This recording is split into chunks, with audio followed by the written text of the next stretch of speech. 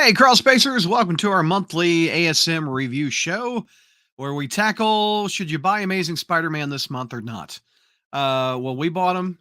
Here are our thoughts, and I brought in our ASM reviewer himself, Dark Mark. What's going on, Mark? How are you, buddy?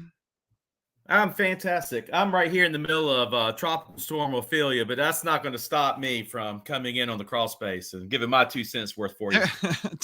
Are you in at least a basement? No.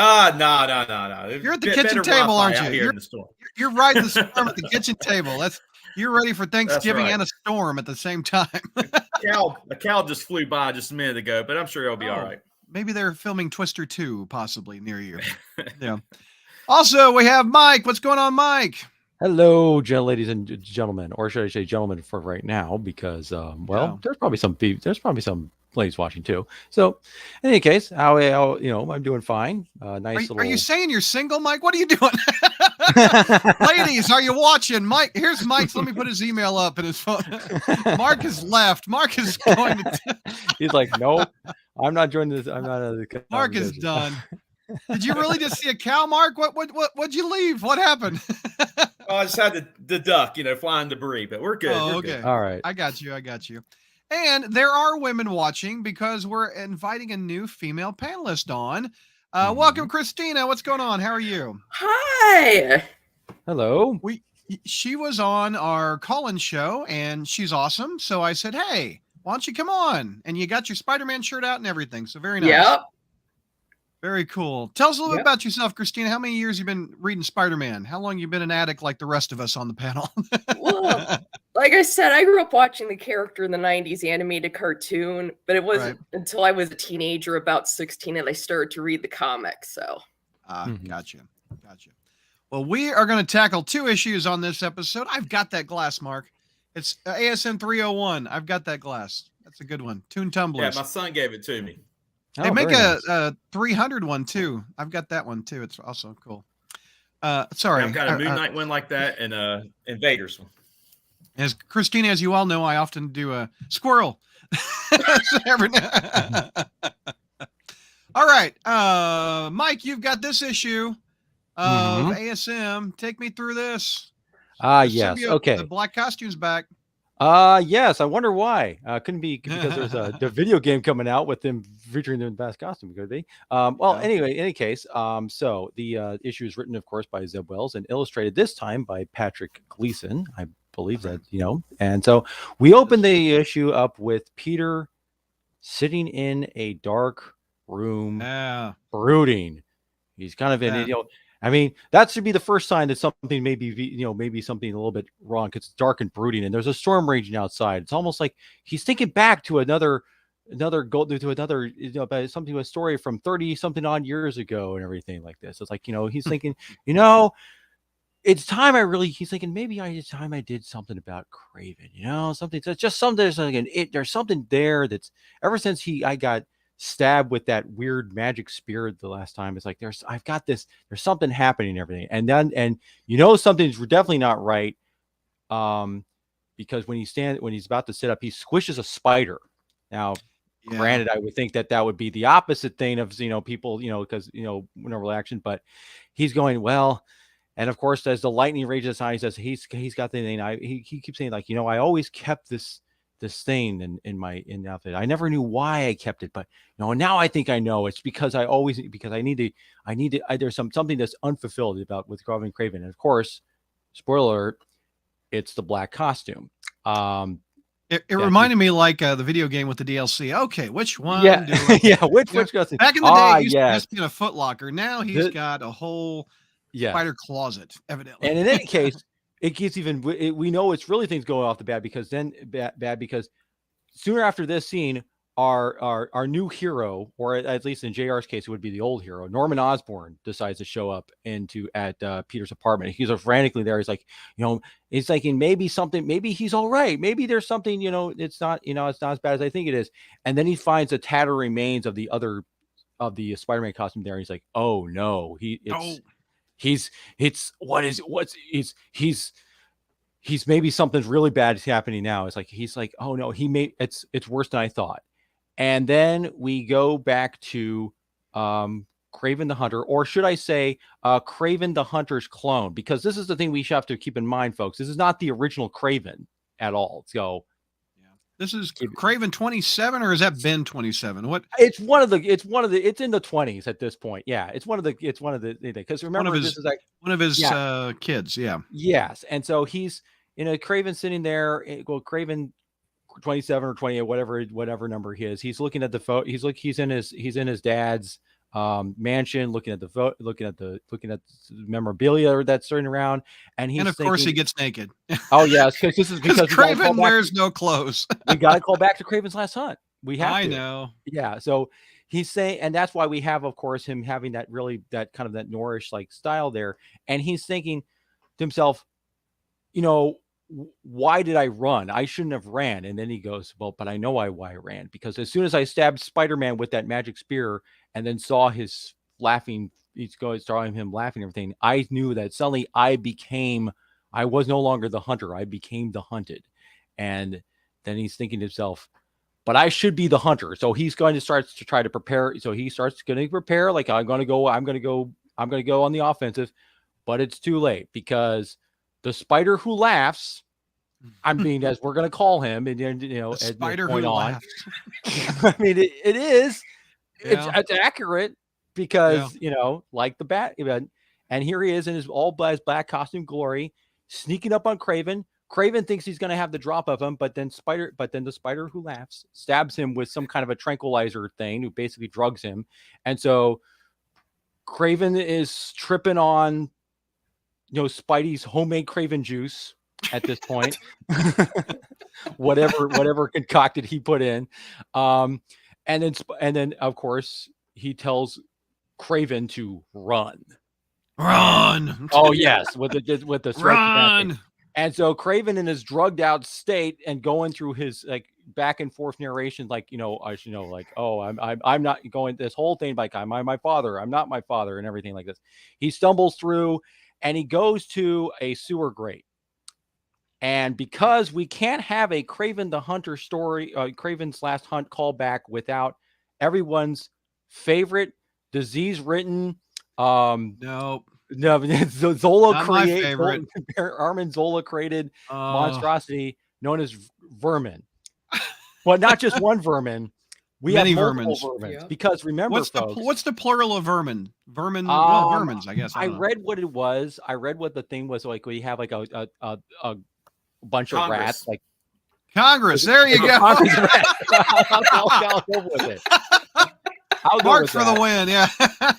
Well, in any case, because remember, that's good. Vermin, yeah, but if you're wondering why there's so many vermins, because vermin recently came. I guess, and I think it was in that other story that Nick Spencer did. Vermin came up with I guess he has the ability now to clone himself and his pants, apparently. So no, he bought them in bulk. He bought that script. They all have ripped. So wait a minute, this is like clone on clone action, isn't it? Clone of Kraven, clone of vermin. Clones, many clones. And it's a clone of a 1987 storyline. Yes, exactly. Well, the vermins all recognize, they all think that's like, they all gather on Kraven. They all start attacking him, and he's trying to find it, and the spider who laughs is just watching this whole thing, like Kane. He's like Kane. Very good. I was just going to say, just watching this whole thing, because he's doing some strategy. He's basically letting the vermins weaken Kraven to the point where he's almost getting overwhelmed, and it's like, oh no, I can't have that, because and he beats up the rest of the vermins and lets them, and they all run away. And then, Kraven is still kind of as weak and say, it's like, why are you doing this and everything like this? It's like, it's because of what you did to me. He says, but that was my father. I'm not my father. And he goes, close enough. And essentially, as Kraven loses consciousness and he wakes up in a coffin, and then the spider laughs. It's like, well, there's a couple ways out of here. You can either let yourself slowly die or suffocate, or you can have this. And he throws in a shotgun, then closes the lid of the coffin, and then buries him alive. Yeah. And then cackling all the way. And that's where the issue kind of ends. And all right. And I'm sure I'm probably going to get some blowback from this when I give my final grade, which is about a C. A C. Okay. Yeah. All I'll right. explain All right. why, of course, when we get into it. Asterisks. Yeah. C. Mark. Yeah, there's What's a your little grade bit on out it? there. Yeah. A Okay. A plus. A Okay. plus. Wow. Christina. A plus. I gave it a B. Okay. I give it an A minus. Okay. So, Mike, why'd you hate it? No, Well, I'll start what I liked about this. all right.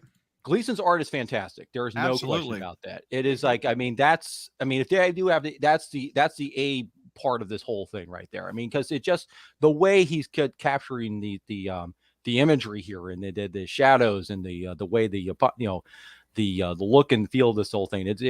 I mean, if you wanted to go with the grit of this, of try to get a dark gritty feel to this thing, it's got it. And just the way he draws. I mean, and it is. I mean, as much as I make fun of the fact that Spider-Man in the black costume again, he does capture that kind of that menacing look about this, especially since we are seeing a Spider-Man who has basically become unhinged, essentially, thanks to the goblin sins in him and stuff. So I think visually he captures it very well. I think there's no question about this that the art excels on this thing at all levels. And I do think there is something a little bit.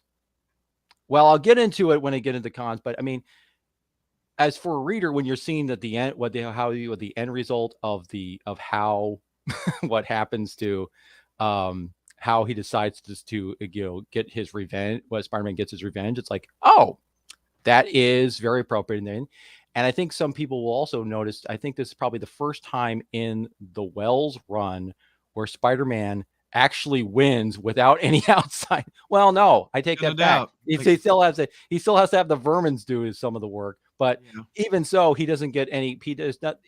But it's a kind of a weird commentary that as Spider-Man turns bad, suddenly he becomes more competent. But I digress. But yeah, I think it's I mean, yeah, visually, I think it's just a standout issue. I think overall. So, Christina, what's your pros about it? What'd you like?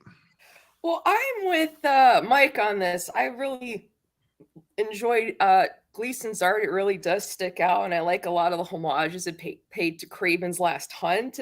And then there were just some panels that I think really stuck out to me, like the one where he's saying "run." That reminded me of an Alex Ross cover that was in the Venom Incorporated tie-ins, and it just reminded me of that. And then there was another one. There's your run right there. Yep, I love that. Yeah. And then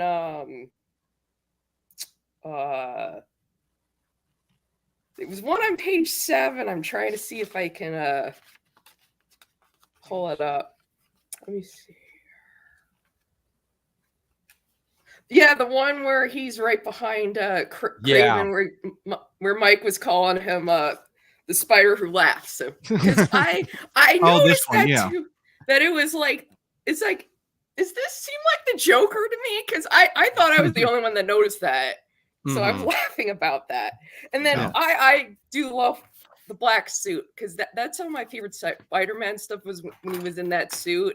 And so it's always a treat for me to see that. And then I thought it was a nice fast read than what we've had lately. And then I do think that this issue and the next one are some of the better storylines that they've done in a while. So I would agree. Mark, what'd you like about it? You're with me up in the A range. Yeah, just like they thought the art was fantastic. I thought the writing was superb here. It looks like Zeb just took his time, planned it out. Everything seems to be intentional. Even something as small as the squishing of the spider shows a complete rejection of everything that he is, both as Spider-Man and there's no compassion in him anymore. It's gone. That speaks volumes, and it's a nice little callback to how Kraven was trying to consume the spiders back in the original one, but here, Spider-Man's just he's just squishing it. You take stuff like that, and then all the way through, you just get very methodical, thought out ways of presenting the story. And when I got to the end and he threw that shotgun into the grave, I was like, This is not Peter amazing, we're used to. Yeah. Yeah. One thing I And like we is were this panel right here. I'm not my father. Close enough. I'm like, Yeah. oh, that's Yeah. cool. That's cool. I agree with most everything said. I don't think I've seen a Spider-Man, aka Peter Parker, this evil. And I'm buying the premise of Norman Osborn inside of his head. I'm buying it. I like that idea of something so evil, which is Norman, getting inside Peter's head and just twisting it.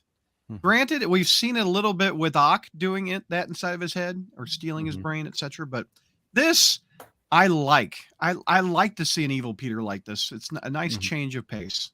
So I was going to say that, yeah, we're not used to seeing Peter like that. We're used to seeing him more relatable and him being the nerd and stuff. And this is definitely something different that we're not used to seeing. It also, it shows you how much he holds back. I mean, Peter really holds his punches a lot. And if he wanted to, he could be just brutal.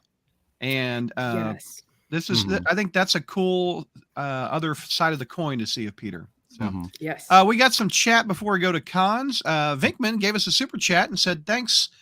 We say thanks to Vinkman. He says, welcome to the Crawlspace, Christina. So, hope you survive your experience. An homage to the X-Men reference. So, we got. Far, I said so far I'm good. Sorry. So. I'm sorry. I didn't mean to interrupt you. I'm just saying I'm good so far. I'm surviving right now. No, we're only 17 minutes in. Wait until the hour mark before you make it. And then you may say. Mark, and I'm sorry. I was going to say Dark Mark's whatever he's got cooking. So. Oh well, Dark Mark is reviewing the next issue, so I might even quit the show after that.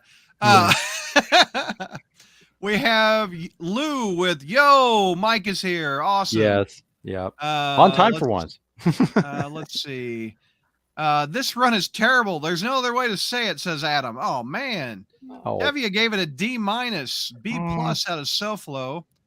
How many rats have they been eating? Well, would that be considered cannibalism though? If the vermin's eating rat? Man, well, a lot of rats. Yeah. Hornacek says the real reason JR's not here tonight is vermin. JR's on the road. He's busy working, making sure he can buy more goblin stuff. Tevia says this is a terrible ripoff of Craven's Last Hunt. No, I think it's a fantastic ripoff of Craven's Last Hunt. There's been worse, Tevia. Tevia also says that we're turning Norman Osborn into the Mary Jane of this book. Not quite. Matt's was referencing Mark's glass about 300 of Amazing. Do any of you have the foil version of the reprint? I do not. No. I didn't want to pay the $8. I've got 2 copies of the original. I don't need a foil. I don't know an issue 300, so I bought them off the rack at a comic shop. Issue 300 in 1988. I remember that. Wow. I teach in North Carolina. I'm not buying foil anything. They don't even give a discount for foil if you pre-order it. It's cover price. I think $8 a book. We're gonna get to that in about next year with inflation for the regular issues. Let's see. Mr. Comics gives it a B+. Vinkman says you're doing great, Christina. Again, wait till the hour mark and after Dark Mark's jokes. Matt says page 7 of the story is an homage to Amazing Spider-Man 296, which is awesome. Oh yes, good point. And I miss Mary Jane so much with Peter as a married couple. Let's see. And I wouldn't say is that Chi-Town? No. I wouldn't say this Peter is evil. He's just decided to take care of people that have wronged him in the past, says Hornacek. Wait till you get into the next issue. I was going to say that. Yeah. Wait till you get into the next one. Still hasn't topped the first Tombstone arc, but I had fun with these issues, and I give it a B, says Apollo. Okay, Mike, let's go to your cons, please. Okay, so I am not going to deny that as terms as a Kraven the Hunter homage, that this is actually one of the better ones that we've gotten, especially since it's doing an inversion of the whole thing. But you know what would have made it even better? Mary Jane. If it, well, no, not. I wasn't going to go into there, but Kane. If this was actually the actual original Kraven, because The problem is when Yeah. you go into, because part of the thing is with the way that this would because when he's showing when he's doing the burial thing, whether he's throwing Craven a thing, yeah, it's an appropriate revenge, like, oh, except as the story itself acknowledges, this isn't the original Craven. This is his clone, a clone who not only does not have the memories of Craven the Hunter, he didn't actually do any of these things. Because remember, this is a clone this clone was grown up as a baby in the Savage Land, all this stuff. So what Peter is doing to Craven here as revenge, it doesn't really have any significance unless we, the reader, actually read Craven's Last Hunt.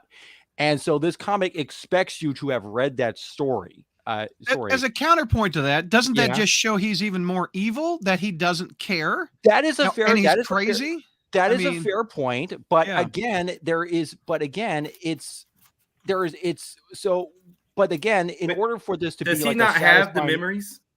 No, this clone was raised as like a baby in the Savage Land. I know Land. that, but I thought somehow he had the memories of his father. No, the way he talks, I don't think some he other does. Issues. No, I don't think he does. He was just raised because if you remember the Nick Spencer thing, he's raised by the original Craven along with didn't other he clones. At least get the trade paperback? It's been in print for 30 years, didn't he? I know, say, hey, right? Did you read my favorite story? I mean, come on, pass that to the boy. In fairness, he does know that his dad shot himself with a shotgun again or something like that. But I think so. There's that. But what I'm saying is that for Peter to enact it to be a satisfying revenge thing, it only can really work on the original Craven. But the only reason we get any satisfaction from it is because we, the readers, read the original story.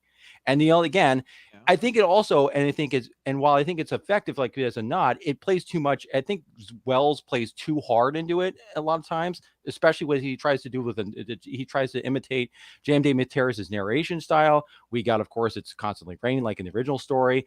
That's the only reason why Vermin shows up is because it is a homage to Craven's to the original story. So a lot of this, I mean, on one level, I'm not saying that it doesn't really. I'm not saying it doesn't. It's not.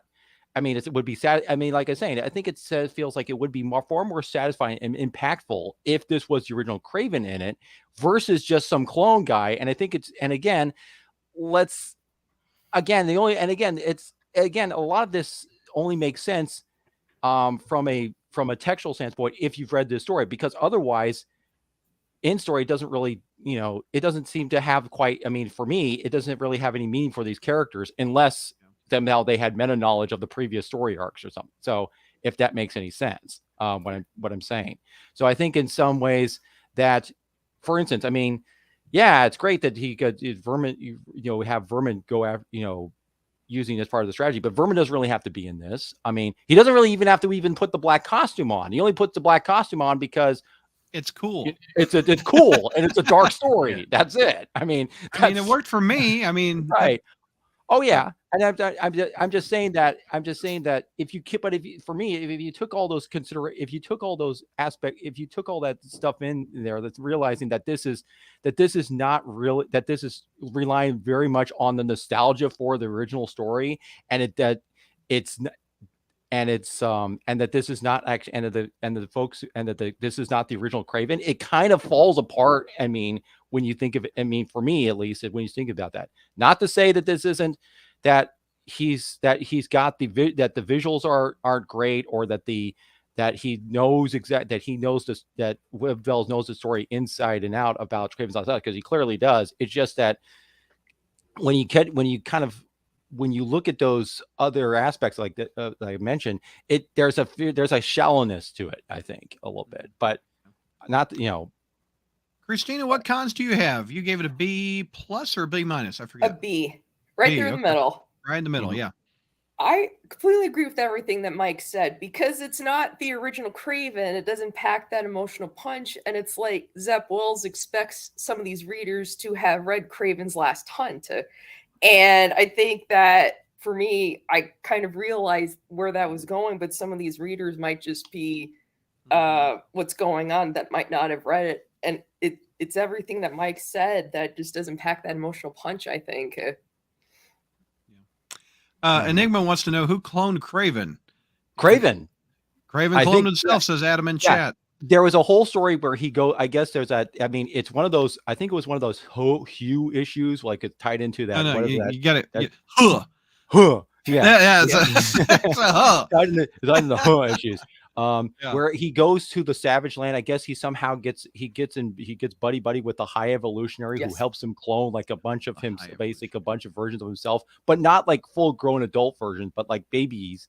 And then they rapidly age to like, maturity, so that he could properly train them as if they were his kids, so they could be, and then we only get one of them ends up surviving, which is this one, because all the others get, like, I guess they either kill each other off or they somehow don't get up to stuff. They get eaten by saber-tooth tigers or something, or he killed them all. Strongest one of the living. Yeah, that's right. Yeah.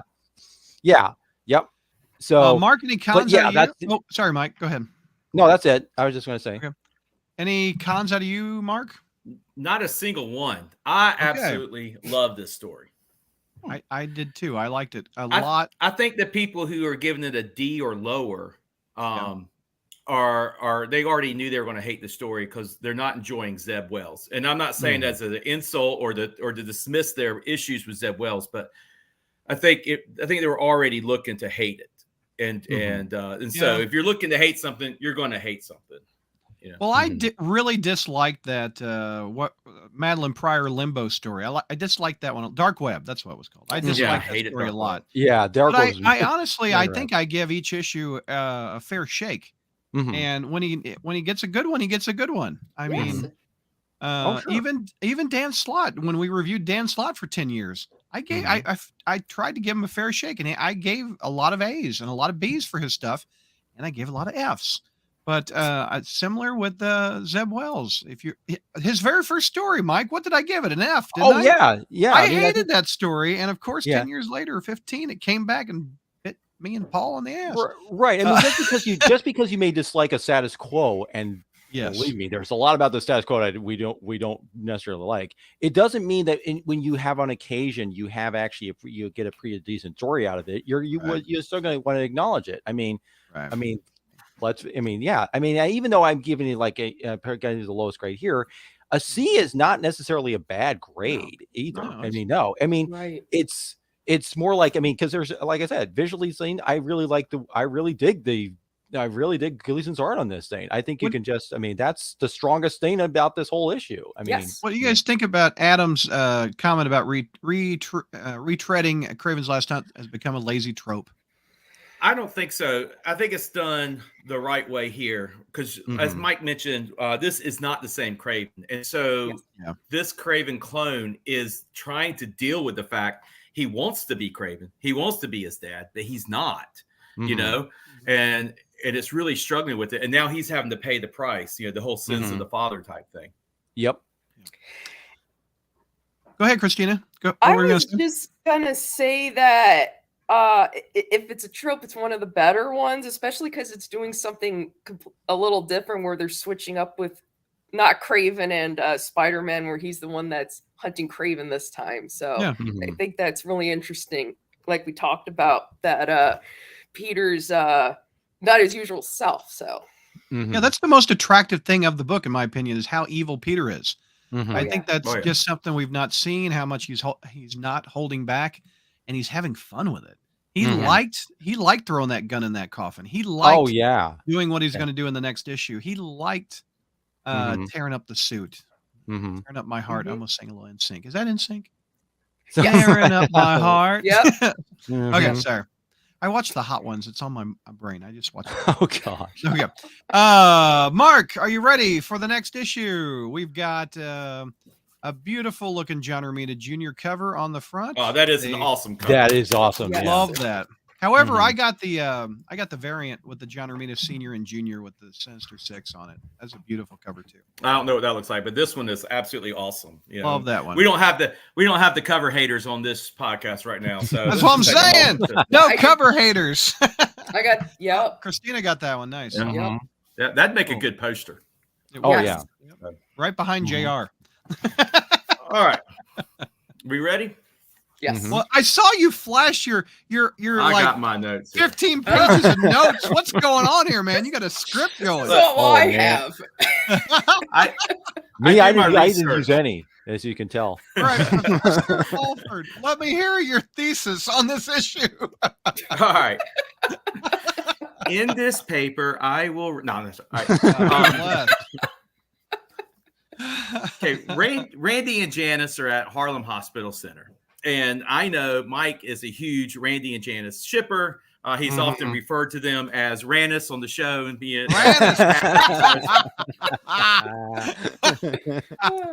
But Mike, I fear they're not going to get past this whole Randy fleeing his wedding and leaving his bride to be in the line of fire. I think you're right here, Mark. Yeah, this doesn't look good.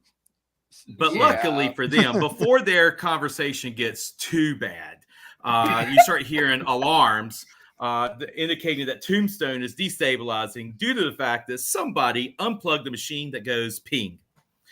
Now, the ping machine. The doctor with the doctor with a bad haircut calls for a BVM, which stands for bag valve mask, for those of you who are insufficient in your medical terminology.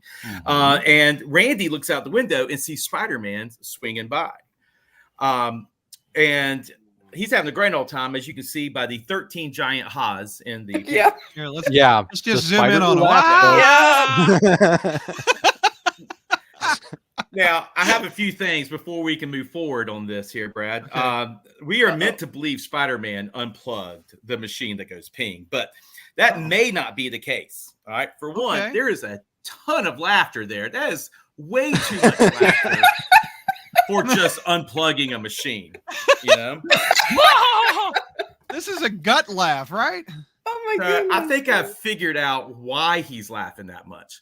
You see, gotcha. I researched Harlem Hospital Center and I looked them up on Yelp, and they have a 2 out of 5 star rating with comments like, quote, "I consider myself lucky that I survived the experience of going to this alleged medical institution," end quote. And, oh my God. Quote, "Are these legit reviews? These are legit reviews. Yes, you're not doing a JR making this up. Here. This is legit. No, I did not make the Harlem Hospital. Is that what it's called? Harlem Hospital Center. You can look it up yourself. All right. Quote, "Worst hospital in the entire world." End quote. Oh dear. Quote, "These people have no business in the medical field." End quote. And last one I'll use here is, I could have gone with a whole bunch of them. Here's the last one. Quote, "Do not go here if you want to survive." End quote. Well, wait a minute. Hold on. Signed Randy Robertson, right? Hold on. Wait a second.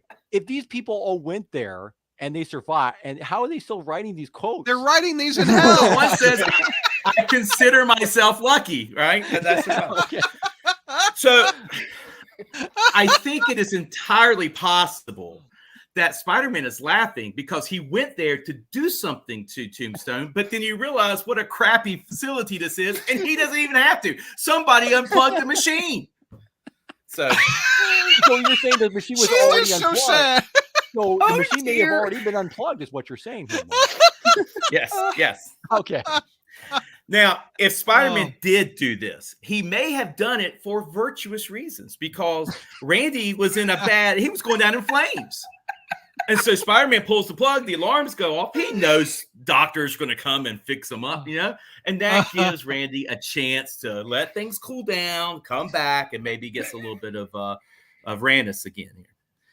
And the last thing I want to pull back up that picture. What's going on with those webs? Oh, there's webs? Showing the face of the Goblin, you mean? These? No, is that what it's doing? Yeah, that's the face of the Green Goblin.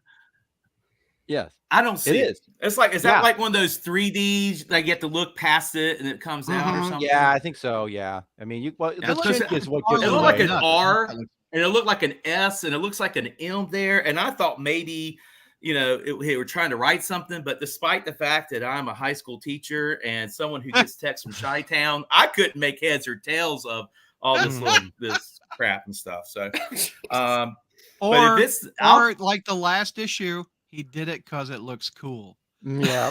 Yes. I and guess. That does look cool. I still don't see the face, so I'll have to keep looking at it. Okay. All right. Anyway. I'm gonna take Mike's word for it.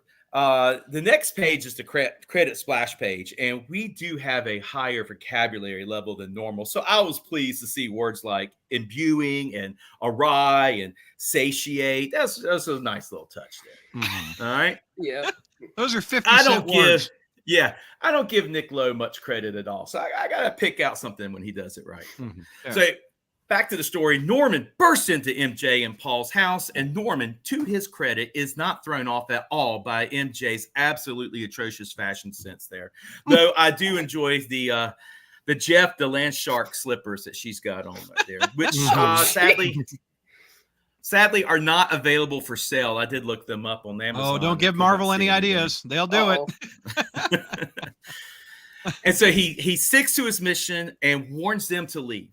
The MJ's having none of it until Norman says that Peter may be coming after people he has a grudge against. So Paul is all for leaving immediately. You see how Paul's standing behind MJ this whole time. So like he's like, girl, we gotta go. Yeah. Yeah. Mhm. And like he's like, oh, let's go down the bridge. And Norman Wisely says, take the tunnel. Take the tunnel. Bridges are not good. Yeah. Trust me on this. Yeah. Yeah. Now, next we go to Craven 87, who's still buried alive. Now, I did a little research on this. This gives us a bit of a time span here because you can only stay alive in a coffin for about 5 hours. You got about 5 hours worth of air. Less if you're panicking or lighting matches like Craven keeps doing. And I was going to say, the fact, despite the fact that, I cannot stand all things Chicago. I hate Chicago hockey team, Chicago pizza, Chicago citation style. I cannot think of one thing about Chicago that I like, except for, of course, my good friend, Chi-Town.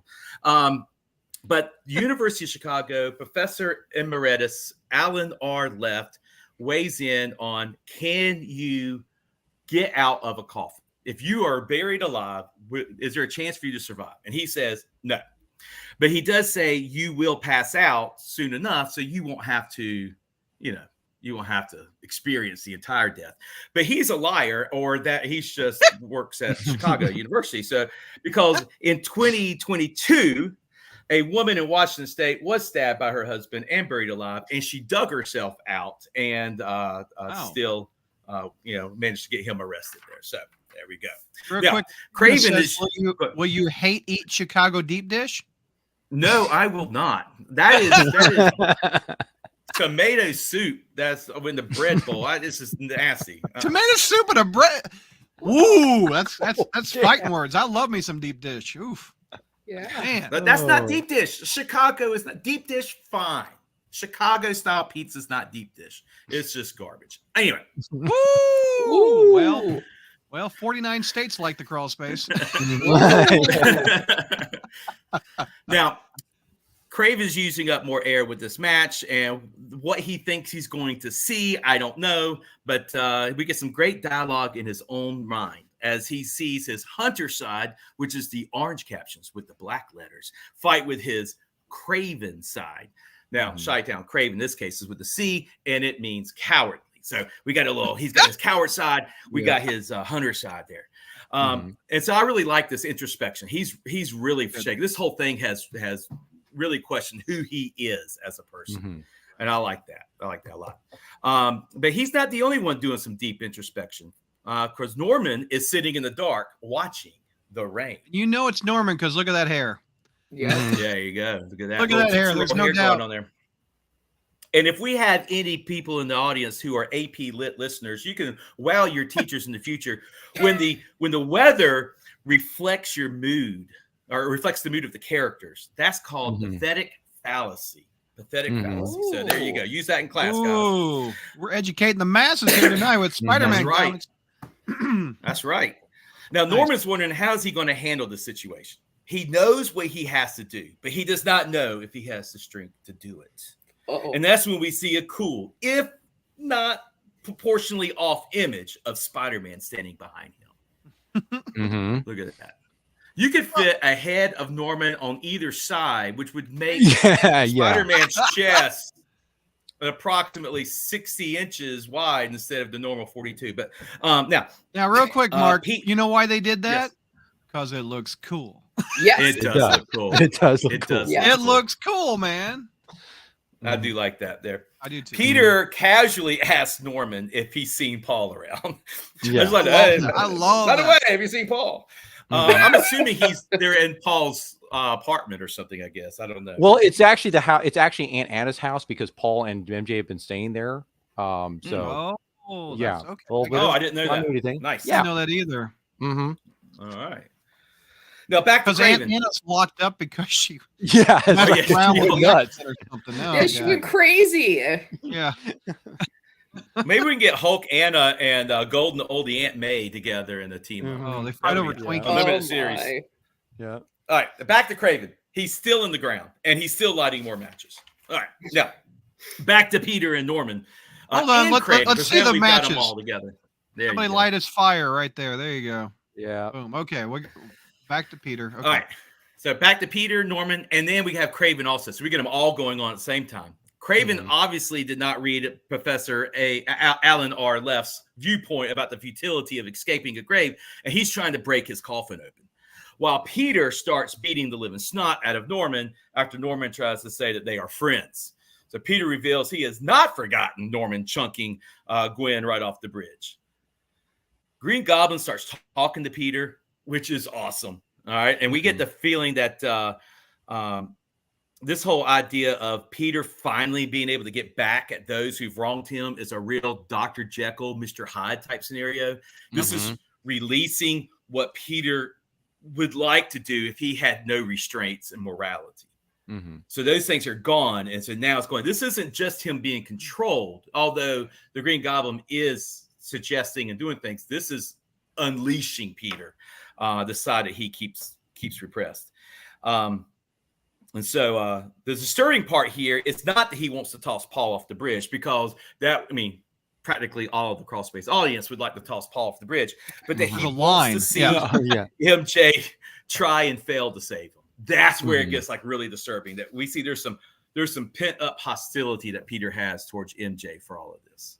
So, now switch to the Queen Goblin, Kafka, who was a bit off-put that while she no more has Norman's sins, she's still in goblin form and is not sure if she'll go after her lover, Craven, which would be symbolic of her being a good person after all, or if she'll go after Spider-Man because she has to kill him to get rid of the sins or something, which would be symbolic that William Golding was right in Lord of the Flies, that we are all evil at our hearts.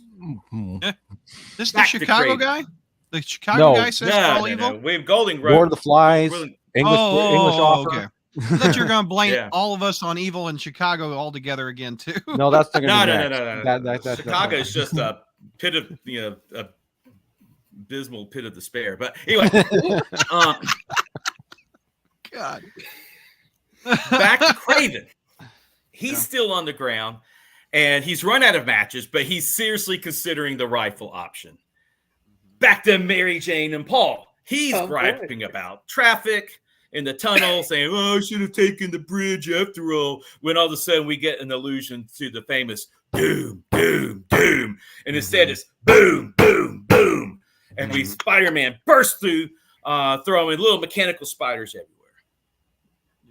I'm glad you have that picture up, Brad. Look at that glide. Yeah. Isn't that a thing of beauty? Yeah, that looks cool, man. Are those pumpkin bombs, or what are those? They're kind of like Those are pumpkin little- bombs, but they have like little But they release spiders in spiders. them. Oh, there's spiders in them. Okay, got Yeah. it. Yeah, he's But still used blowing this up before, cars.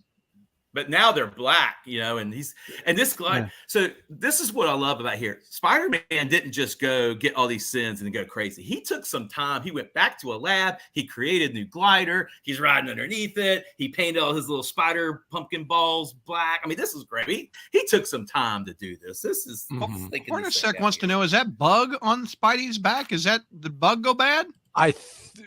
That's what. Yeah, I think that's supposed to be because but that's what Mark is saying. You're saying, Mark, is that he actually maybe even reprogrammed Bug to do some stuff. Evil bug. Maybe Bug has some of the sins too. Maybe. Yeah. The first Maybe that thing could be our that new arch villain. Oh, Christina. I was gonna say the first thing this reminded me of is look like Batman. It's Yeah, giving me Batman vibes. Yep. Yep. Da da da da da. Who are you? I'm from Chicago. All right, but before Spider-Man can grab Paul, something or someone attacks Spider-Man. Brad, who could it be? Could it be Mary Jane using her jackpot powers? Could it be Paul rising to the occasion and using maybe symbol magic? Could it be Norman as the Gold Goblin? Could it be Wreck Rap and his triumphant return to the 616 God, universe? no. Good not. No. We'll have to wait because before we can figure that out, we have to go back Dad, I had to the image up. Hold on. Okay, let me go back. No. We go back to Craven, who's still buried underground, but someone is trying to save him, or they're trying to stab him with the spear. It's a little hard to tell. And we're like, who is this someone? Is it Kafka coming to rescue her lover, showing that she is good after all, thus maybe a reflection of all of us, that there is good in each and every one of us? No, it is Norman there.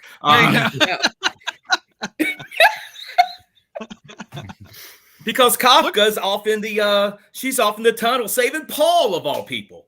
So Norman's there saving Craven, and he says, you need to help me out here. You're going to repay this favor. And I'm really, really hoping at this point that Craven does not have to do the exact same ritual to Spider-Man that he had to do to Ashley. To get those sins back into that sphere. Oh, dear.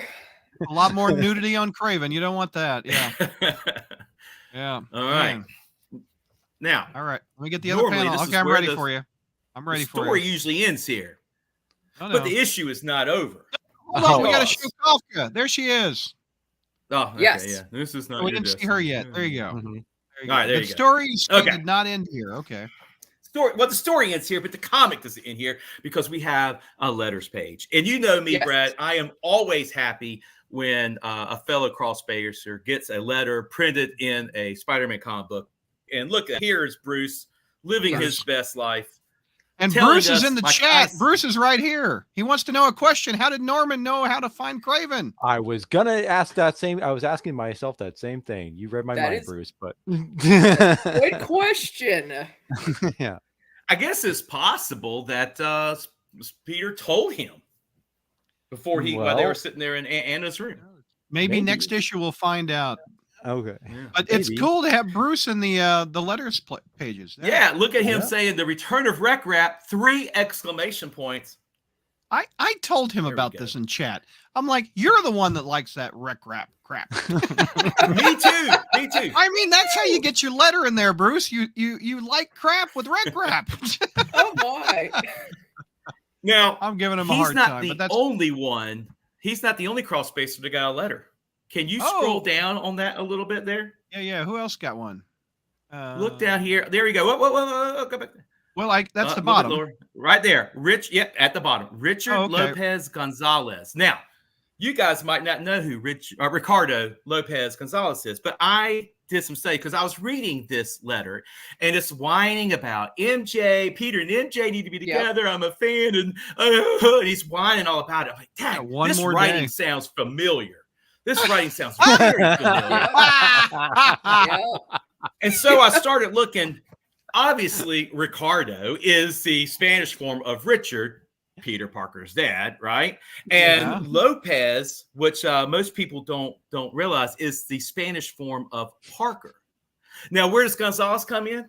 Thanks to Ancestry.com, I did a little bit of research and found out that Gonzalez is Peter Norbert's mother's maiden name. So I have cracked his little code. And I want to say good job to my best buddy Chi-Town for getting yet another. What's this, like 10 that he's gotten in here so far? Nice job. Oh my goodness. Ancestry.com.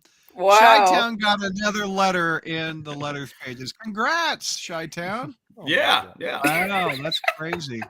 Do you see the reply by Nick Lowe on that Nick Lowe one? in here about it was a little snotty reply. It is. Yeah, It's it really. is It pretty, is a real yeah. snotty reply, I thought. Just a Although smidge, I yeah. will say that he is right when he said that it's not all fans. That there's a lot of people who are obviously liking what they were reading earlier in there, and so okay. I mean, I don't think it is all fans, but I do think a good majority of them are. I do think, though, it is a bit of a stretch where he's comparing the MJ Paul relationship to Dr. Zhivago. But I mean, I'm just I agree. especially if you actually if you actually know what Dr. Zhivago is about. But I digress. We have Hornacek saying that was like an episode of Sherlock. There you go. There you go. Gary wants to know if this feud began long before you all met on the crawl space. Nope. Just instantly bonded as soon as he came on. We were just oh, that's funny. That. Bruce is in chat and says Mr. Comics also a crawl spacer got published on the second page of letters. Let's look at it. Oh, did he? Oh, yes. Yeah. Right. Let's see. Wait a minute. Where is it? Let me zoom out. I think it's right there. So anyway, congrats. The Matt Roberts one? I think so, yeah. Mm-hmm. Nice job, Mr. Comics. Yeah, very nice.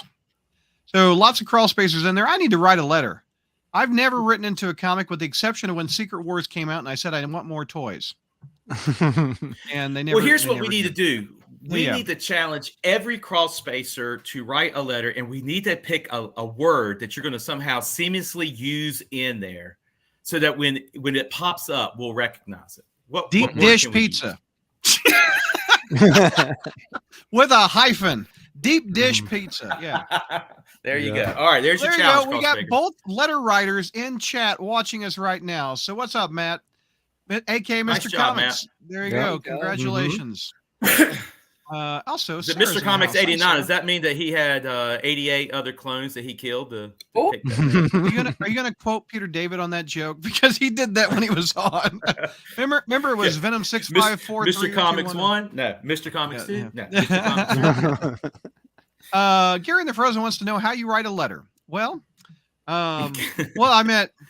Do you email? Then yes. If you look, I was going to do. Well, you go down to the post office and you get a stamp. Isn't it? Don't they list it on the front of where the credits are? Let me look. It's Spidey Office at Marvel.com, I think is what it is. Mm-hmm. Yeah. Yeah, they don't list it on there. I've seen it before many a times. It's not hard to find it, but I don't want to misquote the email. But yeah, you can email them. I think the key is you just have to. Well, Bruce, tell them you're in chat. Tell them how you email if you got the email in front of you. Mm-hmm. But I think you have to say okay to print or something like that in there. Yeah, and then they will print it for you. Yep. But all right, Mark. Are you done with the issue? We've hit the letters pages. Yes. Okay. So what's your plus? Woo! Oh. Okay. A plus. Christina, what do you give on this one? I was a little more generous with this one. I gave it a B plus. Okay, a B plus. Mike, what do you got? I'm giving it a B plus also, actually. Yeah. I will also give this one an A minus. Okay. Mark, explain the pros on your A plus.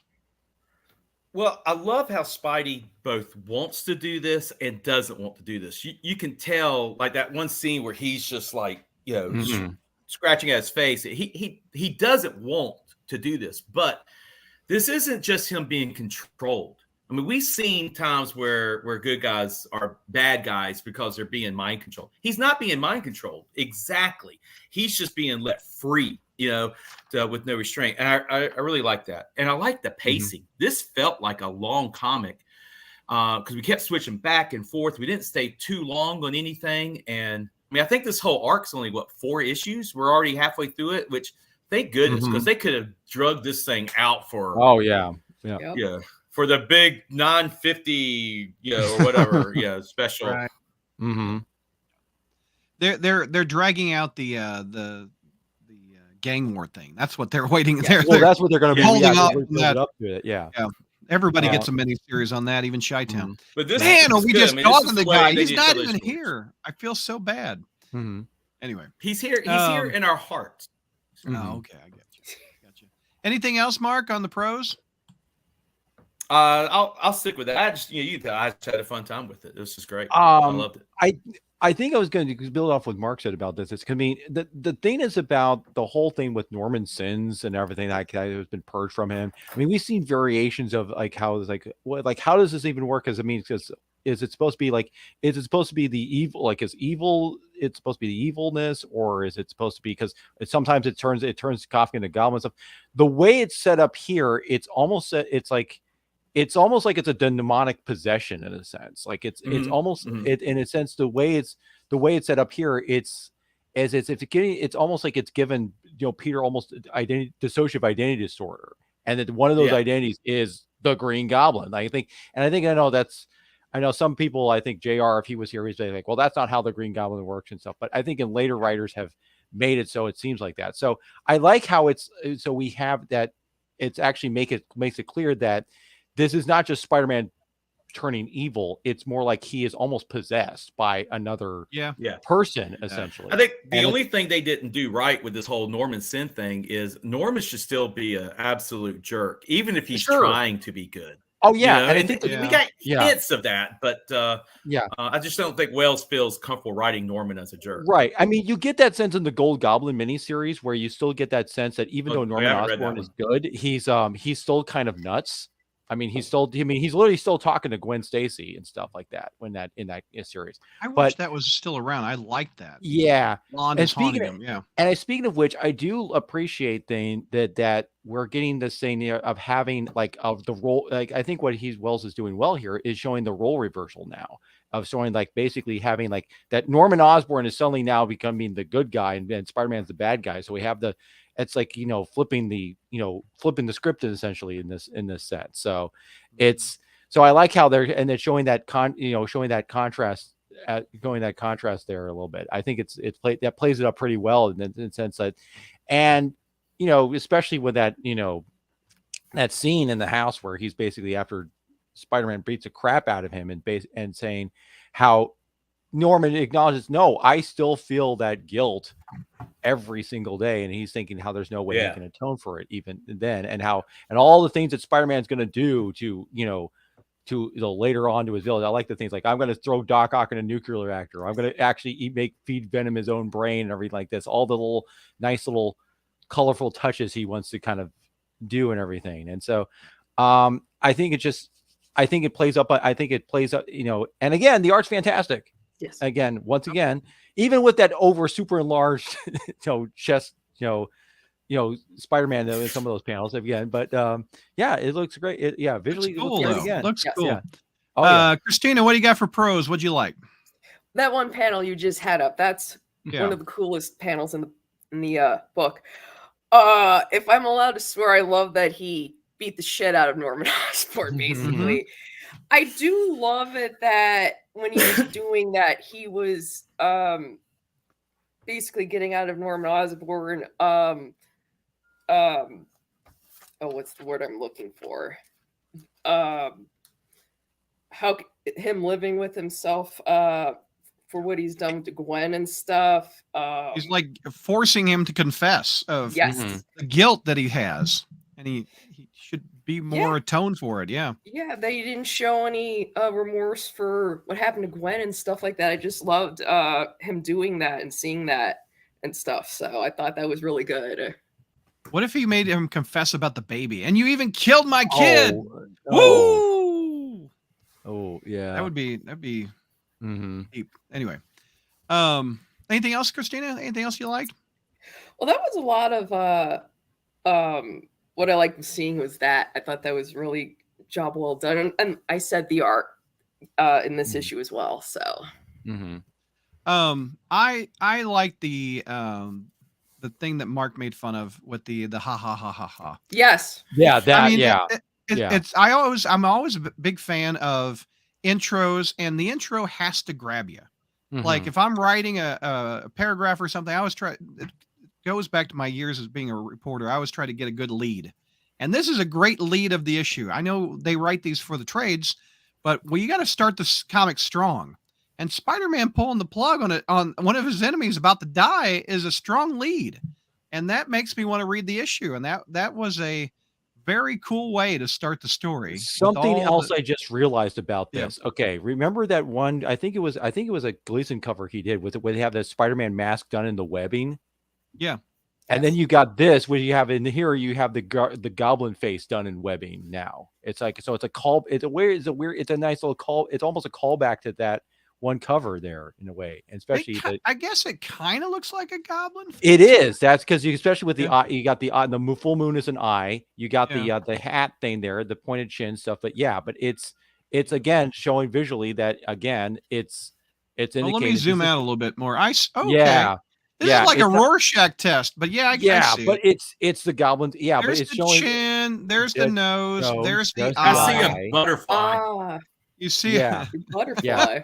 But again, it's showing that again, it's a visual representation showing that this is that the way that this is working. I guess this works here is that when Norman Osborn says it's almost like it's the Green Goblin possessing Spider-Man essentially. If that makes any sense. Yeah. Yeah. See it better. Mm-hmm. But I can see it now. Yeah. You ever see that thing of two Batman heads kissing? Yep. And then they say it looks like Wolverine. Have you ever seen that meme? Oh, I've heard that. Once you see it, you can't unsee it. So this is kind of like something similar. But but it's a very striking, awesome image there like that. So that way, cool. But Radiac says he's glad I brought up the baby incident, as I had that in my mind too. I think one of the missed opportunities with how MJ's arc is going. Plus, I think it's odd that Harry is not brought up at all. Oh yeah, good point. Yeah. Oh yeah. All right, Bruce. I can't see the goblin face because I didn't realize wreck crap was Parker backwards either. That's because my crap detector isn't as good as yours. You like crap more than I do, Bruce, on wreck crap. What else we got? Tevia sees it. Hornacek sees a sailboat. Adam's got it. He sees it. Enigma, he sees this face. 13 Haas on the page. 13 is an unlucky number. Oh, more symbolism, I guess. Ooh, there you go. You get a fourth wall editorial from stopping that, Brad. There you go. The panel of Norman with Spidey suddenly behind him reminded me of the shot from The Dark Knight when the Joker is in the interrogation room and the light comes on and Batman is suddenly behind him. Yes. Oh, yes. I think Hornacek, didn't he put that in his review? I think a little bit. I went on the front page. Yes, you can check it out on the front page. Yes, very much. Yeah. Bruce also says Norman should be in jail. Peter should have turned him in no matter what. I think Chi-Town is in the comments saying Mark is a false advertising on his name title. Oops. Ow, that hurts. Oof, that hurts. Oof. That's okay. That's okay. He's just talking big. That's fine. I understand. I'm the bigger guy, so I'm just gonna. Tevia says, I give this issue a C- mostly because I like evil Peter Parker, Spider-Man trying to kill Paul because I hate Paul.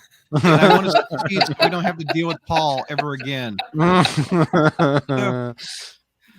in the Frozen. Brad, text JR and ask him what his grades are for these issues. All right. Siri, find old man.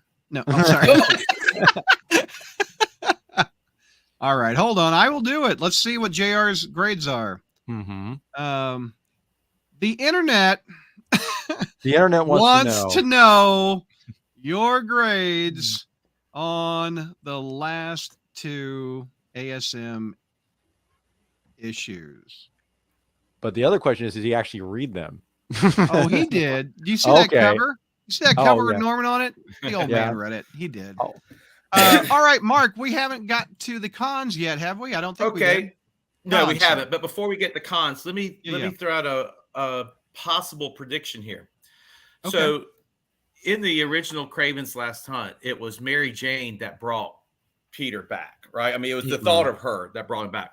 Yeah. I'm wondering if it's going to be this showdown here around Paul, if Mary Jane's going to be the one to break through the control of the Green Goblin. And this will be a way to maybe not bring them back together, but at least to separate Paul and Mary Jane so we can go on with them being her being an actual supporting character.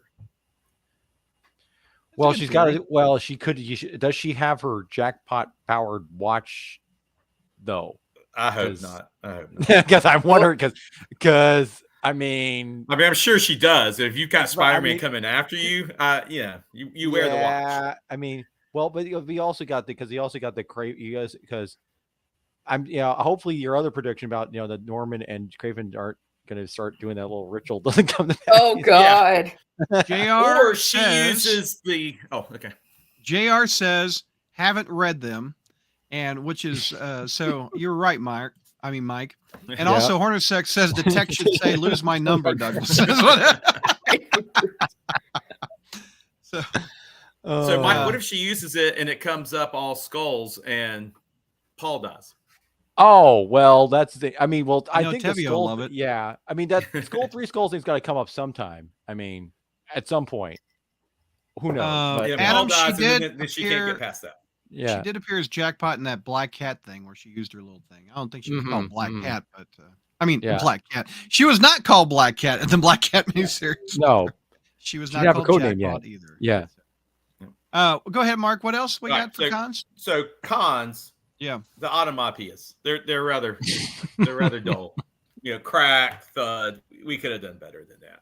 I mean, the boom, boom, boom was okay, but the rest. No, you're missing one. You're missing one. Beep. Okay. How many E's in the beep? I took my glasses off. I can't count. Yeah. 13 E's. Let's say 13 E's.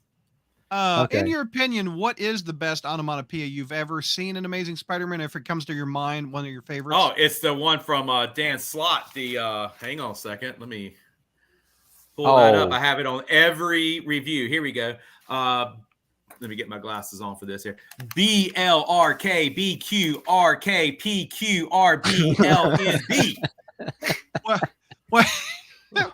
And that spells. All right. Shakalaka. All right. Boom shakalaka. But I had an A+. There's no cons for me, really. Well, some of my cons I can list off. One, Paul's man bun. Just one more reason to despise this guy.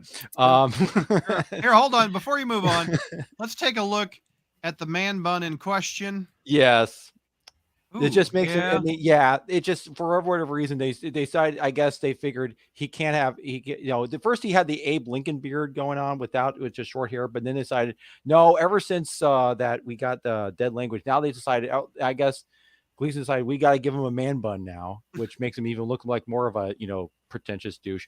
But than he already did. Hold on. We have more man bun action, sir. Oh my.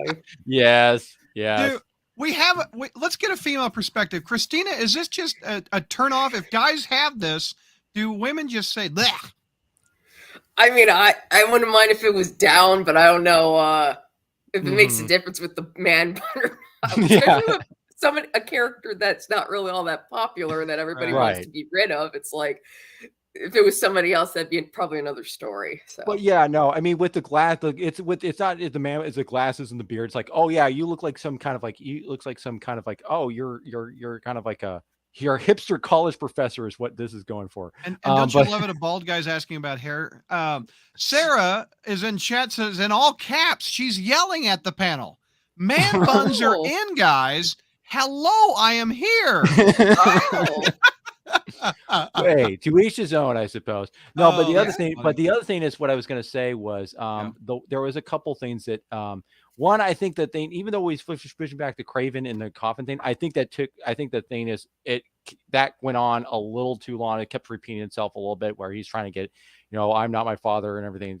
It seemed a bit repetitive. And also I'm a little confused about the whole thing with it showing the thing with Kafka suddenly still being the Queen Goblin and stuff. It is trying to think. It's almost like you're like, well, why am I still the Queen Goblin and everything? And I like your king. Yeah, why are you? Because the whole thing was supposed to be that you got possessed by Norman Sins, turned you into this, and you're still this. And it's almost like, oh, I guess we still want her to be this Goblin woman, I suppose, because for no reason. Yeah, because it looks cool. That's my answer to everything. That's your answer to everything. Because it looks cool when It Patrick looks Gleason cool. draws it. And also, I think thing again. Yeah, and also I think I mean, I really Craven's naked a lot, so I mean, yeah.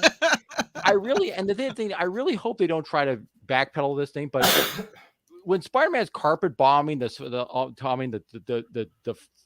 highway there in the Lincoln Tunnel with those things, did a bunch of people just die in this, like innocent civilians? I don't think those things. Yeah, but those are killed explosions.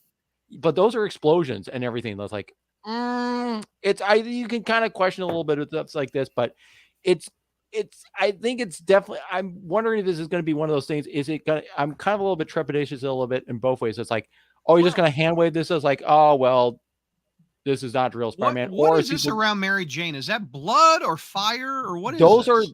Those are supposed to be those like nano spiders that I meant this. Oh, those are spiders? Those are yeah, spiders, they're supposed to be like miniaturized things. Yeah. I see. Yeah, but that one looks like a tick. Yeah. It does. A little, yeah. But it's just the way that they're doing this. It's like, are they going to sweep? I'm wondering, are these going to just sweep this on the rug, or is it going to be like going to be a thing like, oh, Spider-Man is like a menace or it's considered evil again or something? Because, you know what? Yeah. Spiders are scared of that man bun, right? Back oh, yeah. Nothing's on the man bun. Nothing's on the man bun. No. Nothing touching that man bun. No. But yeah, no, I mean, it's the way it's. Oh my God, I just thought that said bun. I've been. Yeah. It says run. Yeah. But the thing is, what's weird about this is like, it looks like they're explosions, but at the same time, it's also those little micro things, but it looks so.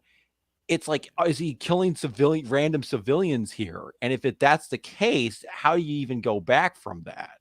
And if you can, are you going to sweep this under the rug? Because if you do, it's just like, oh, well, you got to have some ramification. I mean, I hope if there's going to be at least some ramifications here. Maybe I'm just jumping ahead here, but that's the one that was kind of like, it's more like, I'm kind of hoping that this is like, maybe if it went a little bit too far with this, a little bit with showing Spider-Man going evil here. Well, I guess we'll get to that. That the booms are not super explosions. They're just like firecracker type booms inside the spiders. But I guess we'll cross that bridge when we get to it. Oh, well, I think Mark, you're missing something, Mike. I think Mike, you're missing something very obvious, that he is truly evil. Yes. Because he's inspired by Paul's man bun, that he also drew one himself suddenly. I was going to say, it's coming out of Spider-Man's back of his head. Yeah, what he did, because that's connected to his glider. Yeah, remember the mask that's a man grip? bun. No, but you remember the mask grip? Remember the mask grip, right? So he's like tying it. So I guess somehow he was able to tie it back, so he kind of keep it tight a little bit. So okay, I guess that's what it is. But yeah, that's another sign of his evil, showing evil. He's growing his hair long. He's growing his old man bun. And we can't end the review without the back end of the man bun, in case you were wondering. Hey, take it easy off the man bun there, Norman. All right.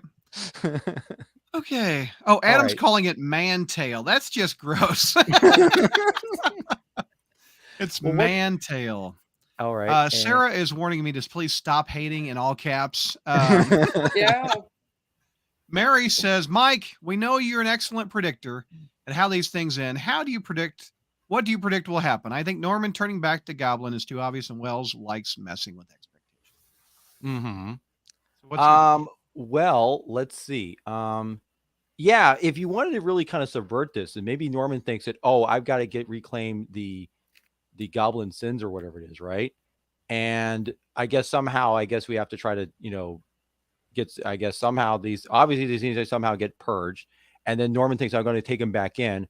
Only he doesn't become. You can really subvert it, because you could say that Norman maybe doesn't become evil. Like maybe the thing with the Queen Goblin there showing like, oh, somehow, still being a goblin, everything like this, trying to show that maybe it's showing that maybe this Kafka clone was evil all along. And maybe they're trying to show, maybe the twist here is like, hey, maybe Norman was a good person all along, even with the goblin stuff in him and goblin things and everything. It's just, he just figured he just has that the potential, showing you that he was good, maybe trying to show that he's been good long enough that it doesn't affect him or something anymore. But I'm sure they're going to have this thing where that when the sins get purged and everyone's going to be, Spider-Man's going to be filled the guilt ridden of this thing and all this stuff, and then there's probably going to feel like, and I imagine what's going to happen is he's going to feel like maybe this is going to be my, maybe this is going to be the impetus for trying to do something about this game warcher and try to redeem myself, like because of what he's doing here. Like I got to show that, I got to get, get back on this, because it seems like what they're trying to show that even if the sins have been removed, the stain is still there with, especially when showing, but yeah, I do think the easy route to go is somehow having Norman become the Green Goblin again with this, but doing so in a way where they're try to emphasize the idea that, it's kind of a dissociative identity thing again. I think that, but yeah, I agree. That's the most likely outcome. That. What do you think of Tevia's prediction that Paul will become the new Green Goblin? Glad JR's not on the show. He'd go nuts. Oh, well, jeez. Well, no, I mean, they wouldn't do because they got to milk out the Paul thing still a little bit more. I mean, don't get me wrong, I still think he's evil, but I don't think there's no reason why there's a reason why he needs to put you don't need to make him the Green Goblin to do that. Right. Brad, I just had an epiphany. What? Who's that? Comes in. Oh God. Rak comes in. He takes the spear thrust intended for Norman. He takes the sins, but since he's a demon, who cares? It's over. Rak's the hero, and all solved. Right. Okay. Crawlspace odds 70%. We didn't hear Christina's cons. Let's hear Christina's cons. You got any cons on it? Well, a lot of it is like, why are Mary Jane and Paul even still together? And it's like, just be rid of Paul already. Come on. I know, right? I thought it was interesting that we haven't seen Janice and Randy since their not wedding. That didn't happen. And yet they're here for like 2 whole pages just to catch up. Well, it's promoting I think it's promoting the game war thing, because that's still going to be, I think it's definitely one of those things where it's going to be like, it's still the tearing the Janice and Randy apart thing, because she's still going to be, because all the arguments she throws there is like, it's all devoted to her dad. And Randy's like, but I'm trying to take care of I was trying to look out my own family and everything like this. And also the fact that he decides to like, he wants to go after the crime folks who did this. And she's like, but that's going after me kind of thing. So it's a lead into the game war stuff. And so Hornacek says, they put the sins back in the spear and it's locked up in a vault? Someone will steal it, Hornacek. You got to put it back in Norman. So the spear works like a syringe, I guess. Yeah. It's like, so instead of like just basically you're looking as you plunged it into one person and then it injected the sins, and then somehow I guess you have to plunge the spear into them and it pulls the sins out, or I guess that's what they're going to do. I guess that's how it's supposed to work. Right. Somehow it's magic. We don't have to explain it, I guess. But exactly. Sarah says she needs a man bun emoji on YouTube. Joey Z says there's an Anakin Skywalker in Attack of the Clones emo Padawan braid. I highly doubt there's any ramifications from this scene. It's meant to look cool and edgy. See, Adam, it looks cool, man. It's cool. That's what I'm saying. That's what. Yeah. It's. Let's see. Hornacek, it's kind of like being locked in this coffin is the best thing to happen to Craven. He's having a deep conversation with himself about his own existence. This is like therapy for the dude. Craven becomes a good guy after this. There you go. My buddy Greg wants to says enough Spider-Man talk. The world wants to know what Brad thinks of the new Rolling Stones song "Angry." I'm a big Stones fan. I love the Rolling Stones, and Greg and I talk about the Rolling Stones. I've actually met Greg in person at a St. Louis Comic-Con. I love the song "Angry." I'm gonna go get the Hackney Diamonds. I'm gonna buy it, and it comes out on October 20th, the same day as the Spider-Man 2 video game comes out. So I got new Stones and I got new Spider-Man on the 20th. Ooh. It's going to be a good day for the 20th. And Sarah, who is in chat, her and I are going to stream a little bit of her playing the new Spider-Man 2 video game on her PlayStation. She just got the new Spider-Man. It's red and black, and she got the joystick. So we're going to do a little, because 4 years ago, I was a horrible web slinger when I was streaming. So I imagine Sarah right off the bat can swing better than I swing through the city better than I can. Let's see what else we got. Oh yes, Sarah says, let's go. She took the whole day off. I didn't take the day off, Sarah. We're gonna have to do it after I get off work. Oh my gosh, Mary, you want to know what I think of Chucky season 3 trailer? Oh. So yes, I love the Stones, I love the Hulk, I love Spider-Man, and I love Chucky. And it is a weird concept of Chucky in the White House, but there's been worse people in it. So Chucky. Yeah. But I'm down. I thought season 1 was great. Season 2 was not quite as good, but there were a couple of scenes in Chucky season 2 I really, really loved. I went to the first movie in 1988 of Child's Play, and I loved Chucky. I've always loved Chucky. So, and if any there, kill the My Buddy doll franchise. Oh, I know, I know. And you know, Don Mancini, who is the creator of Chucky, his dad worked in like the marketing of children's toys. So he was inspired at a young age of how these guys attack kids and put the ideas into the parents' heads of, you got to buy this, you got to buy this. Yep. Adam, you didn't know I love the Stones? I love the Stones. I saw them in concert at in Kansas City in Arrowhead Stadium, and Ed Sheeran was the opening act. It was a great show. But enough Stones talk. We got a feud to finish. Here's Chi-Town. Take them on. Take them on, Chi-Town. Also, the city of Chicago called. I'm no longer welcome. Mark, explain your title to me. No, settle down, everyone. I want to hear this. We're buddies. We've always been buddies. What Amazing Spider-Man's going through right now. I've always had your back, buddy. Like that time, everybody thought that you were the Spider-Man flasher. So, Mark. And I was there to clear your name. What, seriously, what contest in hell did I win? Well, it just so happens there's popcorn and there's Paul. Oh my goodness. Oh, that's the contest, buddy.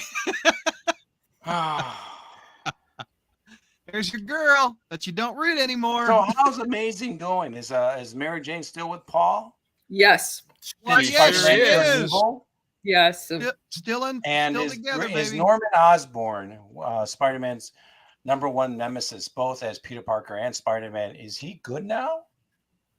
So he's still good. He's getting better. Good's a relative term. So this is not the Amazing Spider-Man. Sorry. Mary Jane's giving you some side eye. Yeah, she can side me all she wants. She's the only person here that can side eye me all she wants.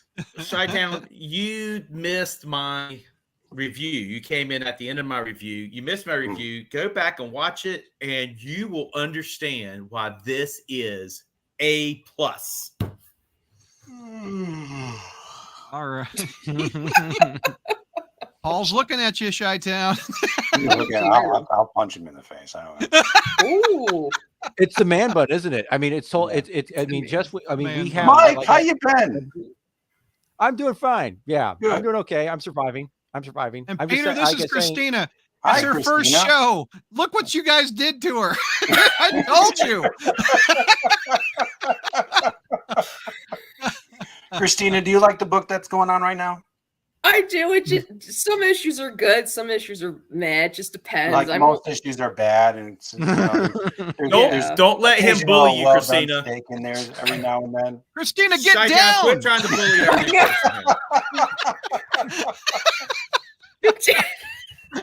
Brad, you're not helping the case by putting Paul on the to our audio listeners. Brad just is having fun showing screen caps of Paul. Yes, audio listeners, you got to subscribe to YouTube. I'm having a lot of fun. Well, it's good to see all of you again. Oh yes, Norman's happy to see you too. Yeah, that's how I feel right now. Really. Man, that's how I feel. Norman's all back. I mean, dear God, that's got to hurt. Well, that's the result of Spider-Man basically punching him in the face repeatedly until Yes. Yeah. Oh. That's what editorial. Also, Chi-Town, I don't want to ruin my review for you. I just want to say to you, congratulations. You'll understand why once you watch the review. But we're all proud of you. Yeah. I'm glad you're proud of me. Yep.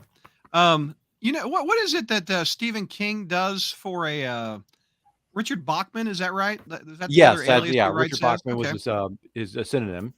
Yep. Anyway, good to have you on, Ricardo. Ricardo, my man. Ricardo, my man. Okay, cool. Yeah. Ricardo Lopez Gonzalez. Ricardo, unsung my hero. man. You got to the point. I never really got I'm sure to the he point in did. my letters. Oh, yeah. Mm-hmm. No surprise you're a fan of Ricardo. Ricardo.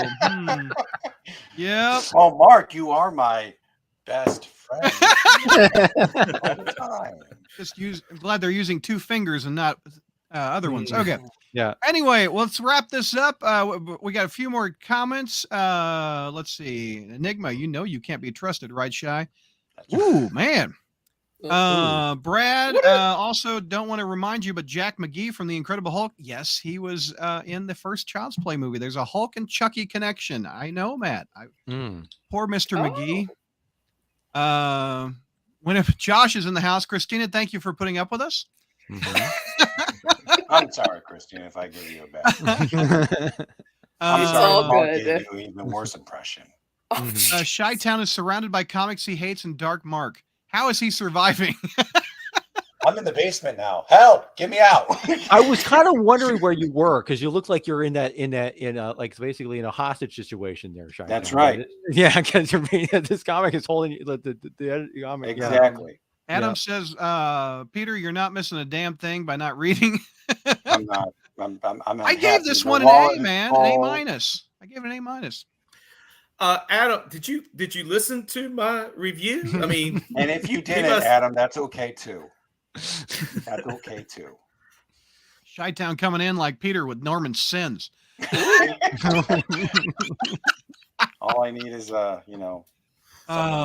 crazy. Greg, you saw the Stones 10 times. Wow, that's awesome. That's really cool, man. Let's see. We got Sarah says, is anyone going to the Spider-Man thing in Ohio next week? Yeah, a lot of Crawlspacers are going to be there. It's at a university there. They're doing a Spider-Man event, and they're bringing in a few people. Rick Leonardi, Bruce, Sarah's going to be there. Josh is going to be there. A few other people. So I got some serious problems with Ohio.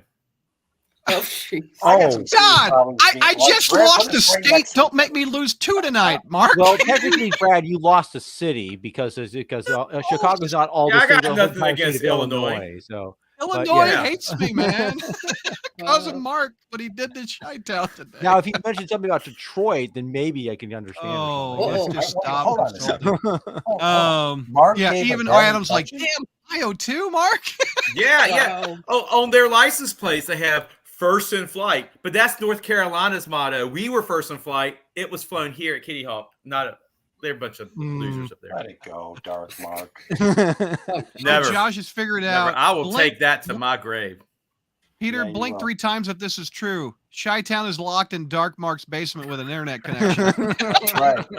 I found a computer. It's like that NBC series that's coming out where the person. I don't know why, like Dark Mark has like Paw Patrol buckets down here. I guess that's what I used to go to the bathroom with. No, he put them down there because he wants to remind you that they're Paw Patrol buckets. We know it's not true because Chi-Town's not going in and out with his internet. Like Mark, you were occasionally leaving your screen there a couple of times, so maybe you were checking on. You slipped him a ham sandwich. Yeah. Tevia, well, how do you feel about Amazing Spider-Man going into Gang War event? Tevia, I like it. It's overblown. There's a lot of stuff I'm probably not going to buy. But that's the way Marvel does crossovers. They're not going to follow. They throw, they bloat it out.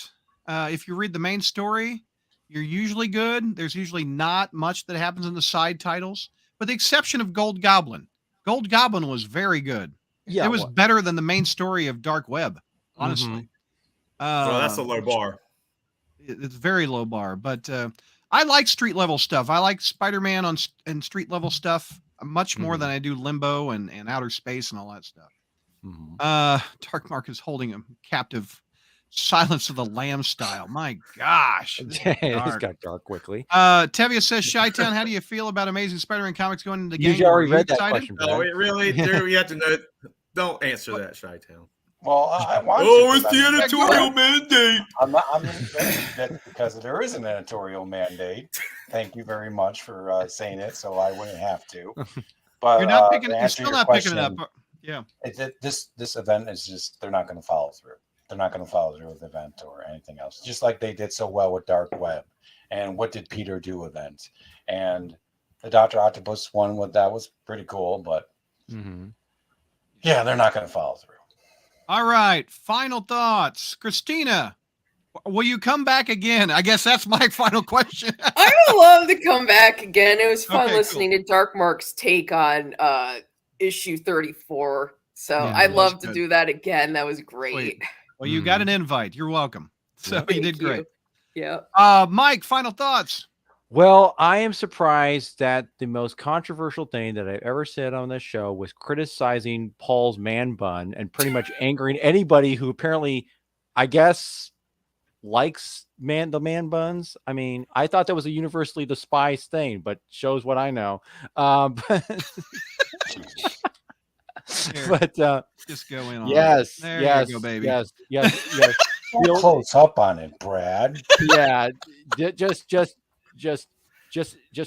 enrage me even more there. Go on, and of course, but Sarah apparently loves it. So Sarah's all about the man bun. Yeah, apparently so. So, yeah, but no, seriously, it was good. I mean, surprised. I mean, even though it was like, I think it was. I mean, it was actually okay months, surprisingly. So this is the best 2 issues of Amazing I've read since Zeb Wells' start with the Tombstone stuff. Who knew turning Spider-Man evil would actually be I like it. I like it. I thought it was cool. Mary says, welcome to the Crawlspace, Christina. Much love. Thank you. Sarah goes, man buns for life, Mike.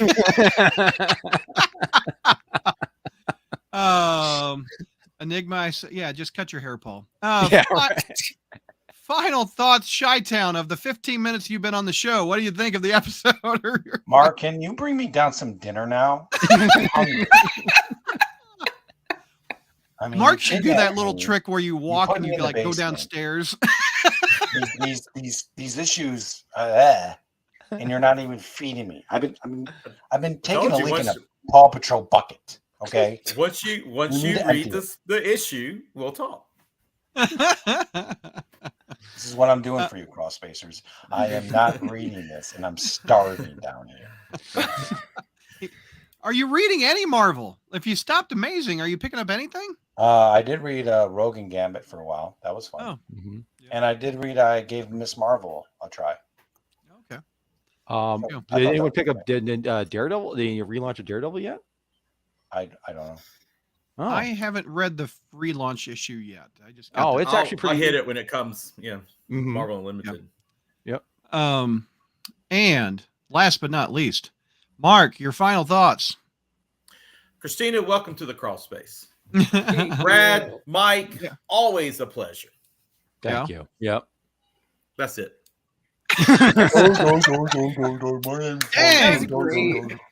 Dang.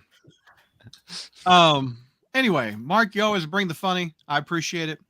You really do. And if you haven't I think you meant hard-hitting, fair review, thoroughly reasoned. No, he meant funny looking. I meant the freaking funny. I'm with Chi-Town. Funny looking. You made me laugh. Anyway, if you want to, we're going to be back in just a few minutes. We got some new crew coming in. We're going to talk about Spider Satellites, and that's on our Patreon. So if you want to sign up and listen to it, you can. Ryan Reed, hello. I feel like Brad something is up right now. Yeah, Patreon coming up next. That's what it is, Sarah. There you go. Yeah. And Christina, welcome again. You did a great job. Thank and you. Everybody, thanks for watching. We'll be back in just a few minutes.